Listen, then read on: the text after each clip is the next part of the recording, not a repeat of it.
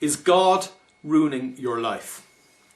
I know it sounds like a rather strange question to ask, but it is something you need to reflect upon, because if you even vaguely believe in God, and if you're not 100% happy with your life, and I know very few people who are, then the chances are that God is playing an active role in giving you the crappy life that you have at the moment. That may sound a little controversial, it may sound a little strange, but have you ever heard the expression that God helps those that help themselves? Have you ever thumbed through the New Testament and found the number of times that Jesus Christ said that people's faith had healed them? He didn't heal them, their faith had. If you look at what Buddha says that what goes around comes around. What you sow, you reap. In other words, what you put in, you get in return.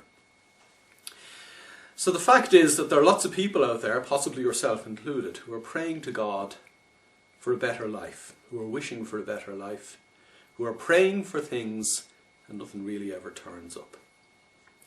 Now the question has to be asked is, to quote Jim Carrey in the film Bruce Almighty, God an evil child with a magnifying glass holding it in the sunlight over an anthill killing all the ants? Or is God just not interested in you? The possibility exists, of course, that God isn't all that interested in you because you don't display any much interest in yourself. What do I mean by that? Well, basically what I mean is that people really don't care about the life that they have, or they do something to better themselves. All the psychological research shows that normal people are mindless, that they go through life automatically, and they really never take any action in their lives to help themselves.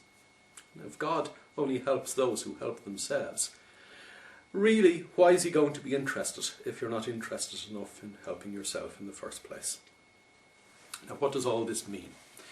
What it means effectively is that God responds to what you want out of life.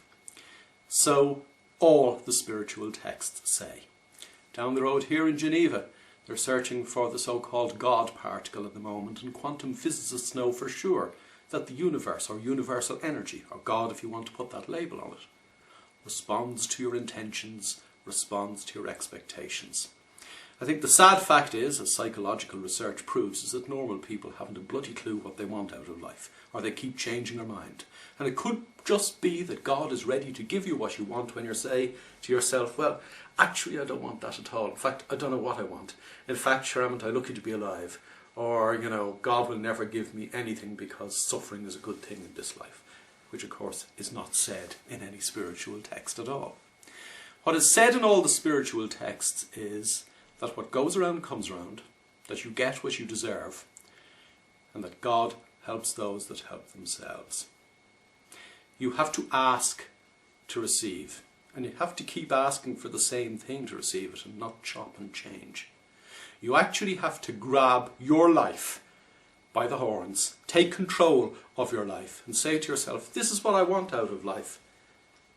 The energy of the universe will respond, God will respond, and God will stop ruining your life.